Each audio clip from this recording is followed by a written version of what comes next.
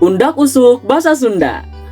Undak usuk atau tata krama basa Sunda nyaeta hiji ragam basa Sunda anu miboga aturan ngagunakeun basa Sunda sapopoe, luyu jeung aturan anu lumangsung di masyarakat. Dina undak usuk basa Sunda aya 3 jenisna. Kahiji kasar atawa loma ieu keur babaturan. Nu kadua aya nu lemes keur sorangan, nu katilu aya nu lemes keur saluhureun, boh saluhureun dina umur atawa saluhureun dina pangkat atawa jabatan. Contoh, ningali. Kasarna nenjo atawa deuleu, lemes keur sorangan ningal, lemes keur batur anu saluhureun ningali. Dupi itu manuk na tangkal kai ku pangersa katingal henteu, margi ku abdi mah teu katingal. Salah. Kudu nama ari ku anjeun itu manuk kadeuleu henteu.